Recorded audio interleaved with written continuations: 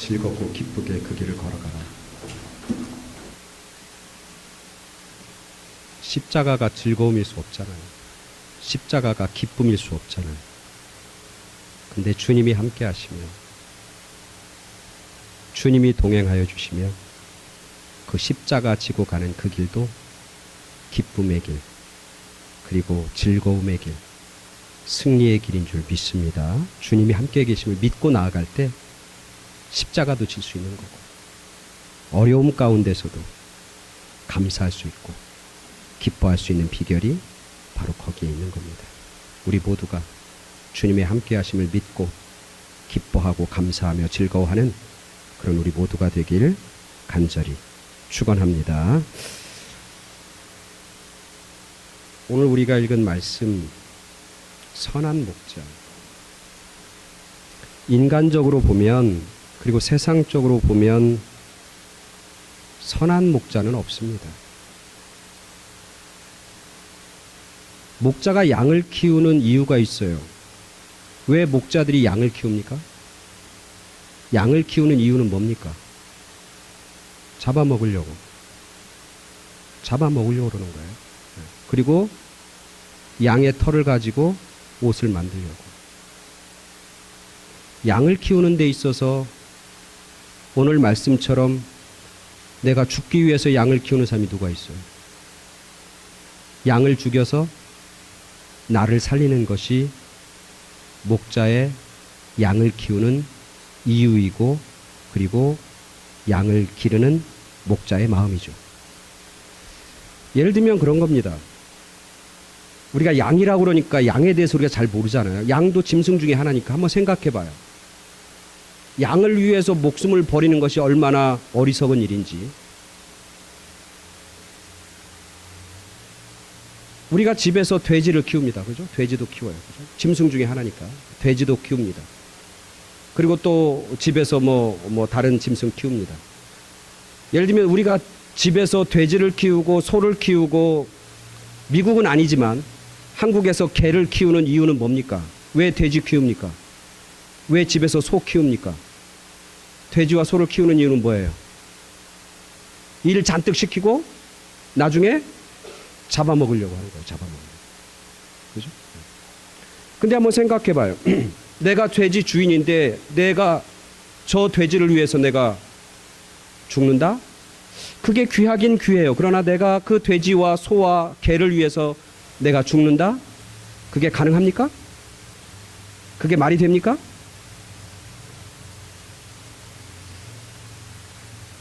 오늘 우리가 읽은 본문에서 그냥 세상적으로 인간적으로 생각해 보면 이 본문은 사실 말이 안 되는 거죠. 그리고 선한 목자는 없어요. 근데 오늘 우리가 읽은 본문은 메타포, 비유라고 하는 거죠. 비유. 그죠? 비유라고 하는 것을 우리가 대할 때 보면 그 비유가 말하는 메시지에 우리가 귀를 기울여야 되는 거죠. 오늘 이 선한 목자라고 하는 건 우리가 인간적으로 보는 그런 목자들, 세상적으로 보는 동물을 키우는 양을 키우는 목자들이 아니죠. 여기서 선한 목자는 누구를 가리키는 겁니까? 예수 그리스도. 그죠? 그리고 여기서 양은 누구를 가리키는 거면 우리. 그죠? 그렇게 놓고 생각을 해보는 거예요.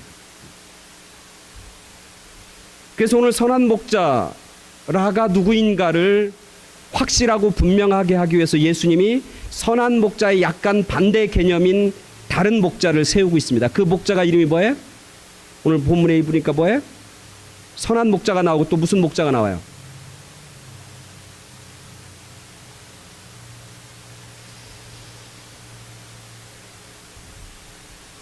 11절, 12절 한번 우리 읽어봅시다. 11, 12절 다시. 자, 다 같이 시작. 나는 선한 목자라. 선한 목자는 양들 위하여 목숨을 버리거니와. 12절. 삭구는 목자가 아니요 양도 재앙이 아니라 이리가 오는 것을 보면 양을 버리고 달아나니 이리가 양을 물어가고 또 해치느니라. 선한 목자가 있고 또 누가 있다는 거예요? 싹군 목자. 싹군은 뭐예요? 돈 받고, 싹이라는 게 돈이잖아요. 돈을 받고 양을 돌보는 목자, 그걸 싹군 목자라고 해요. 그죠? 싹군 목자와 선한 목자는 분명한 차이가 있어요. 그죠? 오늘 성경 본문에서 얘기해요. 뭐가 가장 큰 차이입니까? 그렇죠. 선한 목자는 양을 지킵니다. 그러나 싹군은 양을 지키는데 별 관심이 없습니다. 선한 목자는 누굴 알아요? 양을 알아요. 그러나 싹군은 양을 몰라. 선한 목자는 양을 위해서 뭐야? 생명을 바쳐요. 그러나 싹군 목자는 자기가 위험에 빠지면 그 자리를 도망가고 달아나는 사람.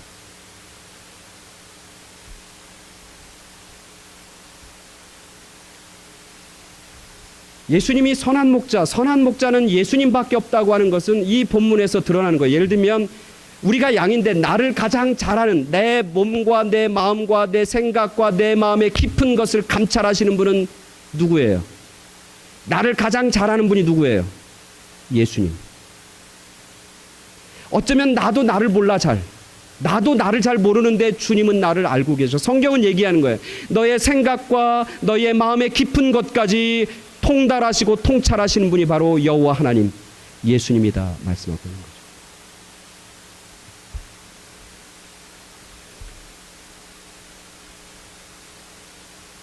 우리는 때로는 이 목자와 비슷한 목사와 헷갈릴 때가 있어요.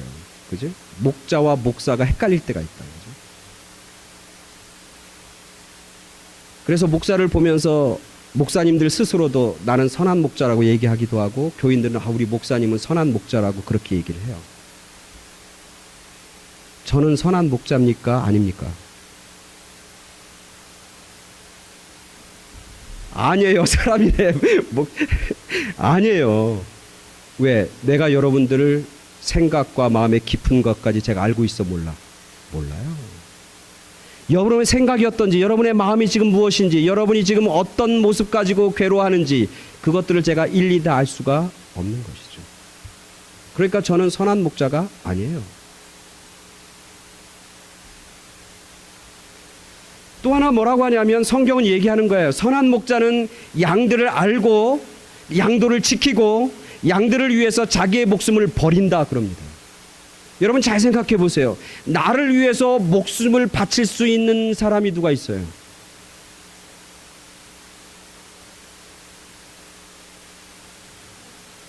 혹시 내 남편이 나를 위해서 목숨을 바칠까? 그 질문 앞에 당연히 노해야 되는 거예요. 그걸 믿었다가는 큰일 나는 겁니다.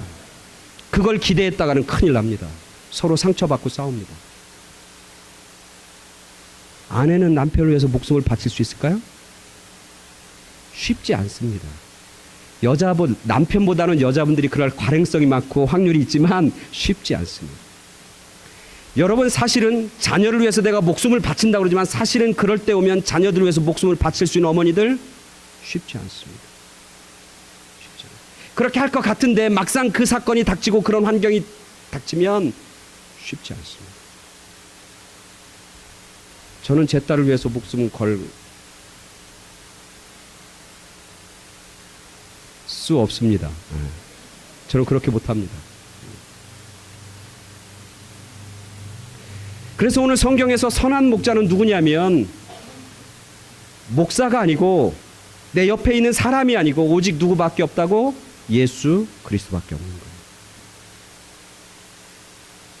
제가 설교할 때 이 간증은 처음 하는 건데 옛날에 성경 공부할 때 제가 이런 간증을 한두 번 한 적이 있는데 사실 주님만이 선한 목자라고 하는 사실을 제가 깨달은 그런 사건이 있었어요. 저는 한국에서 신앙생활했고 한국에서 신학교를 나왔고 한국에서 목사가 됐기 때문에 한국에 있는 목사님들은 다 목사가 목자라고 그리고 목사가 선한 목자라고 그리고 교인들은 다 양이라고 그렇게 얘기합니다. 그렇게 얘기해요. 그래서 교인들은 다 누구의 음성을 들어야 된다고? 선한 목자인 목사의 말을 잘 들어야 된다고 그렇게 저는 알고 있고 그렇게 들었고 그렇게 배웠어요. 근데 제가 켄터키에서 조그만 교회를 개척해서 목회를 할 때예요. 그 교회를 열심히 이제 개척하고 교인들을 돌볼 때인데 그때 한국에서 딸을 보려고 왔던 할머니가 한 분 계셨어요. 그때 나이가 한 70쯤 된 분이에요. 그 따님 이름은 김경남 집사예요. 그분은 혼자 살아요. 혼자 사는데 딸을 3명을 데리고 같이 살아요. 그분은 무슨 일을 하냐면 그 지역에 조그만 자동차 공장이 있어요. 토요타 자동차 공장인데 거기 가서 일을 해요. 막일을 하는 분이에요. 그러니까 아이들을 돌보는 것도 아이들이 다 어렸어요. 그 당시. 국민학교 가는 아이, 초등학교 가는 아이들이 1명인가 있고 나머지는 다 어렸어요. 그러니까 이 한국에 있는 어머님이 자기 딸을 생각하니까 딸이 너무너무 고생스러우니까 딸들을 보려고 미국에 들어왔어요. 아무 대책 없이 그냥 들어왔어요. 그래서 그냥 거기서 딸과 함께 살면서 아이들을 돌봐요. 그러니까 시간이 지나니까 체류 신분도 없어지는 거예요. 그리고 이 딸은 중학교 때 이미 엄마하고 싸우고 그리고 엄마하고 갈등이 있어서 중학교 때 집을 나갔어요. 가출했어요. 그래서 자기 마음대로 살다가 미군 기지에서 미군을 만나서 결혼해서 들어온 그런 여인이었어요. 엄마는 늘 그 딸을 생각하면서 얼마나 가슴이 아팠겠어요. 집안 형편도 그렇고 가난하고 그 딸을 교육시키도 못하고 어디 학교도 못 보내고 그런데 이 딸이 그 집에서 있다가 중학교 때 어린 나이에 가출하고 막 살다가 결혼해서 애 셋 있고 남편하고 이혼해서 혼자 사는데 이 엄마 마음이 너무나 가슴이 아프고 찢어지는 거예요. 그러니까 이 엄마가 그냥 아무 대책 없이 미국에 와서 나는 네 딸 너 밥 해주고 애들 돌보면서 내가 전에 너가 젊었을 때 엄마 역할을 못했으니까 내가 지금 와서라도 엄마 역할을 하겠다 그렇게 생각하면서 열심히 딸을 위해서 밥도 해주고 빨래도 하고 아이들 돌보고 그럽니다. 근데 제 눈에 이렇게 보니까 그 딸이 엄마에 대해서 별로 관심도 없고 사랑하는 마음도 없고 막 그래. 그래서 엄마한테 교회에 와서 엄마한테 하는 걸 보면 정말 가슴이 아파요. 그런 관계예요. 근데 그 할머님 70된 그 할머님이 오셔서 저희 교회에서 처음 신앙생활 했어요. 그래서 신앙생활 아주 열심히 하고 교회도 열심히 다니고 그래서 제가 모셔다가 성경 공부도 가르치고 그리고 세례 교육도 받고 그래서 제가 세례를 받겠냐고 했더니 세례를 받겠다는 거예요. 그래서 제가 미국에서 최초로 세례를 준 분이 바로 그분이에요. 그래서 세례를 받는데 얼마나 감격스러운지 몰라요. 이분이 그런 얘기를 해요. 세례 문답하는데 하나님 아시죠? 예수님 아시죠? 이렇게 질문하면 이분이 그럽니다. 나는 성경 잘 몰라요. 난 무식해서 잘 몰라요. 글도 잘 몰라요. 근데 하나 딱 아는 건 뭐냐면 하나님이 살아계시고 하나님이 나 사랑하는 거 그거는 알아요. 그렇게 고백하는 거예요. 그래서 세례를 기쁜 마음으로 줬어요. 근데 어느 날 여름에 제가 살고 있는 그 지역에 대학병원이 있어요. UK라고 유니버시티 오브 켄터키라고 하는 곳인데 거기 응급실에서 제가 학교를 이제 공부를 하고 있었는데 학교 수업 받고 있는데 전화 연락이 오는 거예요. 그래서 전화를 받았더니 응급실이라는 거예요. 그러면서 뭐라고 하냐면 그 70 먹은 그 어머니 그분이 밭에서 일하다가 뇌출혈로 쓰러졌다는 거예요. 그래서 자기들이 가서 모시고 와서 지금 응급실에 입원했다는 거예요. 근데 아무도 연락할 사람이 없다는 거예요. 그리고 내 전화를 그 딸이 손녀가 목사님 전화라고 해서 줬다는 거예요. 그래서 그 전화를 받고 제가 불이 나게 응급실에 갑니다. 응급실에서 딱 가보니까 아무도 없어. 그분만 딱 누워있어. 의식도 없이 코마 상태로 누워있는 거예요. 그래서 한참을 기다렸더니 한 이제 오후 5시, 6시쯤 되니까 딸이 오는 거예요. 퇴근해서. 딸이 와서 이렇게 보고 의사하고 만나. 그러면서 이제 따님이 저한테 뭐라고 하냐면, 의사분이 그러는데, 뇌출혈이 있는데 수술하면 살 수 있는 가능성이 50, 그리고 돌아가실 수 있는 확률이 50, 반반이라는 거예요. 그래서 의사가 뭐라고 하냐면, 당신이 보호자니까 당신이 결정하라고 그랬다는 거예요. 근데 이 딸이 어떻게 결정했겠어요? 수술을 안 한대. 수술 안 하고 그냥 어머님은 이제 돌아가시면 되겠다고 그러는 거예요. 그래서 제가 그 딸을 붙잡고 설득을 시켰어요. 그러지 마라. 여기서 수술 안 하고 그냥 보내시면 평생 후회할 거라고. 수술해야 된다. 돈 때문에 그러냐고. 돈 걱정은 말라고. 우리 교회에서 다 책임질 테니까 수술하라고. 무슨 배짱으로 그랬나 몰라. 그 당시 우리 교회 그 켄터키에 있는 교회가 개척교회라 1년 예산이 3만 불밖에 없었어요. 1년 예산이 3만 불.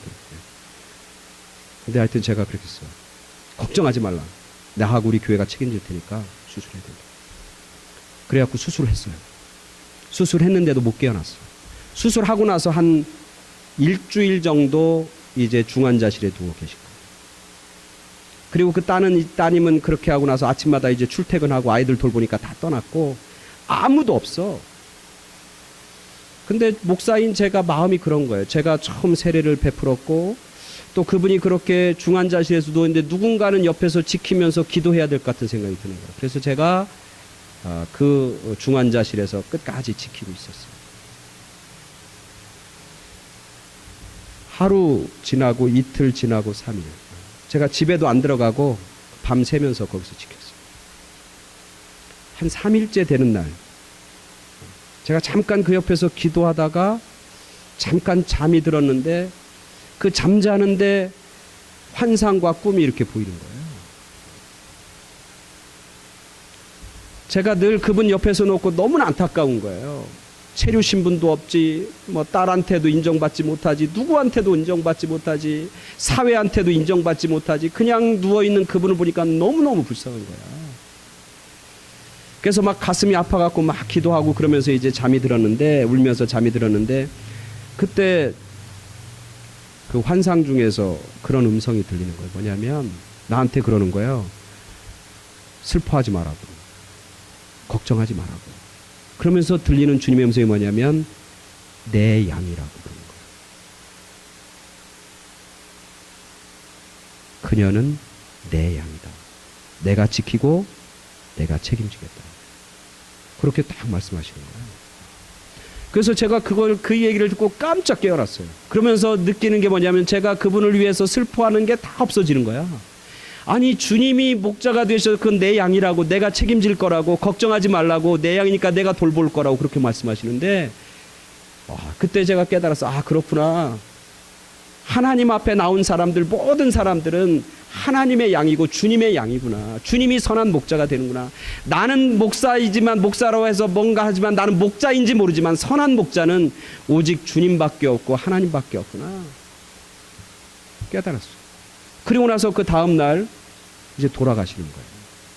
그리고는 장례식을 치르는데 얼마나 은혜롭게, 얼마나 정말 영광스럽게 예배드리고 장례식을 치르는지 몰라. 그리고 그 장례식을 통해서 또 하나님이 저와 우리 교회를 회복시키는, 그리고 부흥케 하시는 놀라운 역사가 나타나요. 그건 이제 다른 스토리이기 때문에 그건 다음에 혹시 할 기회가 있으면.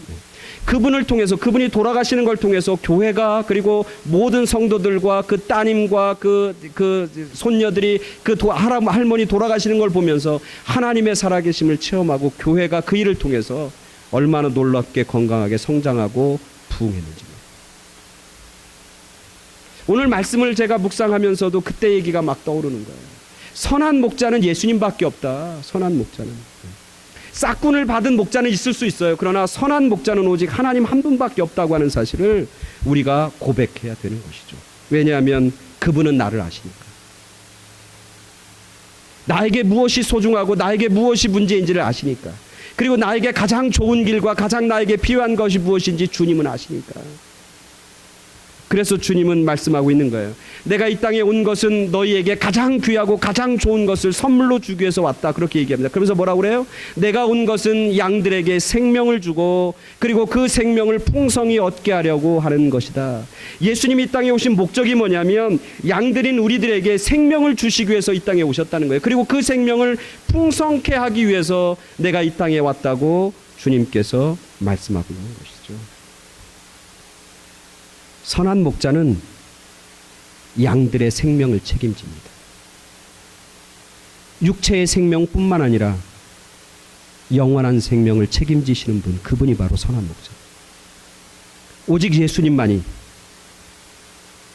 우리의 생명과 영원한 생명을 허락해 주시는 유일한 분이라고 하는 사실을 오늘 말씀하고 있는 거죠. 그래서 주님은 이야기하는 겁니다. 나는 선한 목자라. 선한 목자는 양들을 위해서 목숨을 바치고 그 목숨을 바치는 걸 통해서 양들의 목숨을 살리고 양들에게 생명을 주기 위해서 이 땅에 와서 그 사역을 감당하는 것, 그것이 바로 선한 목자가 행하는 일이다. 그렇게 말씀하는 거예요. 그래서 그 의미로 보면 이 땅에 있는 선한 목자는 아무도 없습니다.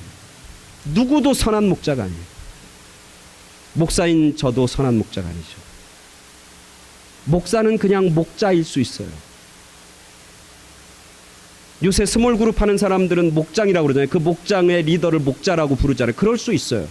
그러나 선한 목자는 오직 주님 한 분밖에 없어요. 왜냐하면 오직 주님 한 분을 통해서 우리에게 구원이 이루어지고 생명이 이루어지고 풍성케 되기 때문인 것이죠. 또 하나, 선한 목자가 양들을 위해서 목숨을 바친다고 하는 것은 왜 가능할까? 사실 아무리 선한 목자도 양을 위해서 생명을 바친다고 하는 것이 쉽게 우리가 이해되지 않잖아요. 논리적으로 따져보면 양을 지키기 위해서 자기의 목숨을 버리는 목자가 어리석어 보이잖아요. 어쩌면 양을 위해서 목숨을 바친다고 하는 것이 그럴 만한 가치가 없는 일이잖아요. 그런데 오늘 선한 목자는 그렇게 하신다는 거예요. 그 이유는 무엇일까? 왜 선한 목자 되신 예수님은 양인 나를 위해서 목숨을 바칩니까? 그 이유가 뭡니까? 뭐 때문에? 바로 사랑 때문에. 그래서 오늘 제목이 사랑은 생명입니다. 사랑 때문에. 예수님이 십자가에 못 박힌 것은 못 박혀서 거기에 십자가에 달려있는 게 아니라 하나님의 사랑 때문에 십자가에 달려있는 거예요.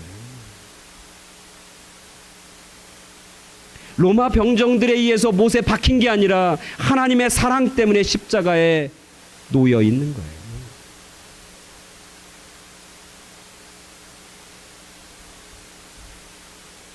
우리는 다 양이에요. 양들은 능력이 없어요. 양들에게 뭐 기대할 게 없어요. 양들은 뭐 눈도 어둡고 뭐 자기가 가지고 있는 무슨 특별한 수단이 있는 것도 아니어서 양 스스로 살아갈 수도 없는 존재예요. 너무너무 연약한 존재예요. 양은 그냥 놔두면 죽는 거예요. 그런 양들을 위해서 목숨을 바친다고 하는 것이 쉽지 않아요. 근데 선한 목자는 그런 양들을 위해서 뭐 때문에? 사랑 때문에. 사랑이 선한 목자가 양을 위해서 목숨을 바치는 이유인 것이죠.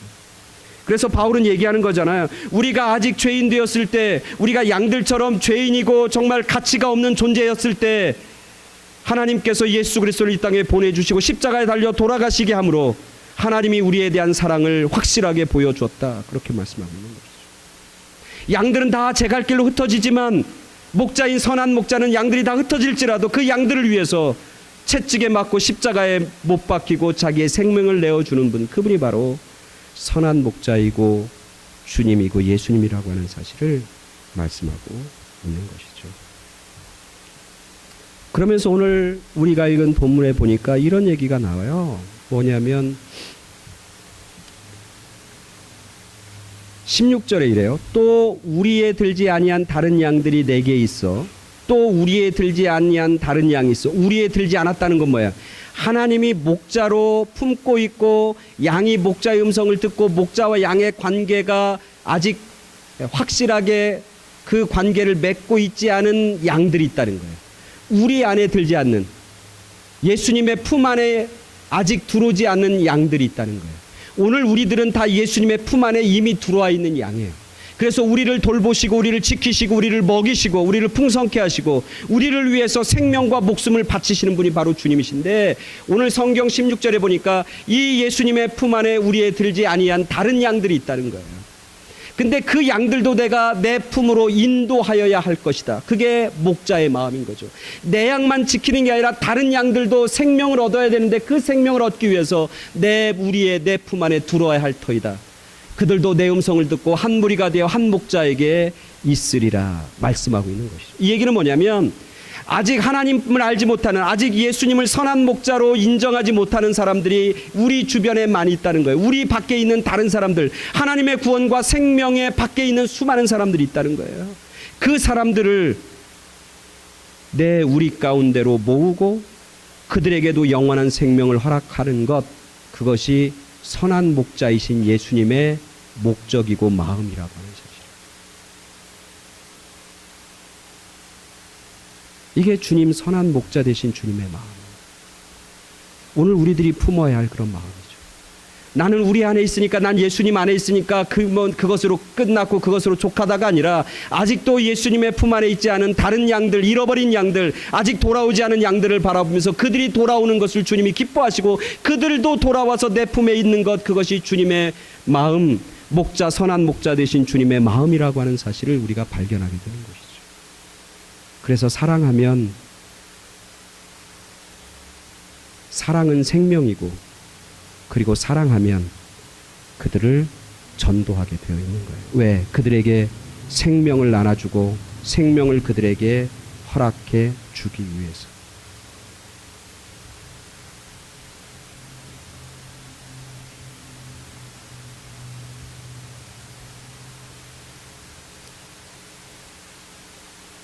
돌아가신 어떤 여인, 엄마의 묘에 묘비가 있는 거예요.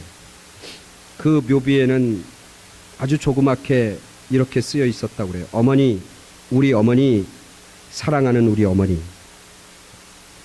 어머니, 우리 어머니, 사랑하는 우리 어머니. 그 묘비를 쓴 것은 그 어머니의 자녀들이에요. 두 아들. 이 어머니는 남편을 일찍 잃고 홀로 남아서 5살 된, 그리고 3살 된 두 아이를 키웠다고 그럽니다. 그들을 키우기 위해서 신발 공장에 취직을 했습니다. 철길가에 있는 신발 공장. 매일 아침 출근할 때 두 아이, 3살, 5살인 아들을 손잡고 공장으로 갑니다. 그리고 그 공장 안에는 조그만 방이 있는데 그 방에 아이들을 들여놓습니다. 그리고 여기서 꼭 놀고 있어라, 여기서 꼭 놀아라. 그리고는 자기는 이제 공장에 가서 열심히 가죽을 손질하고 신발을 만드는 거죠. 근데 어느 날 그 공장의 조그만 방에 있던 두 아들들이 너무나 답답하고 갑갑하니까 살짝 문을 열고 밖으로 나갑니다. 그리고 어디서 노냐면 철길에서 노는 거죠. 거기에 조그만 돌들이 있으니까 그거 가지고 돌장난하면서 거기서 노는 거예요. 자기가 열심히 일하는데 누군가가 와서 얘기합니다. 조그만 방에 가니까 아이들이 없다고, 두 아이가 없다고 그 이야기를 전해 듣습니다. 그리고는 이 엄마는 쏜살같이 밖으로 나갑니다. 그리고 밖으로 나가서 보니까 철길에서 조약돌을 만지면서 놀고 있는 형제를 발견합니다. 그런데 그들이 놀고 있는 그 철로 위에서 기차가 달려오기 시작합니다. 아이들은 그것도 모르고 놀고 있는 거예요. 이 어머니가 쏜살같이 달려들어가서 그 기차 앞에서 놀고 있는 그 두 아들을 밀어내고 그만 자기는 거기서 기차에 치여서 죽게 됩니다. 동네 사람들은 그 어머니의 장례식을 치르고 그냥 거기 묘자리에 묻습니다. 그리고 두 아이들을 키울 수 있는 사람이 아무도 없습니다. 그래서 두 아들은 고아원에서 자라게 됩니다. 그리고 이 두 아들이 고아원에서 성장하고 나서 늘 어머니를 기억합니다. 그리고 나서 어머니의, 나중에 성장하고 나서 어머니 묘비를 찾아와서 어머니에게 묘비 하나를 쓰는 겁니다. 그게 뭐냐면 어머니, 우리 어머니, 사랑하는 우리 어머니. 사랑하는 어머니라고 하는 단어 하나 속에는 뭐가 들어가 있냐면 생명이 들어가 있는 것이죠.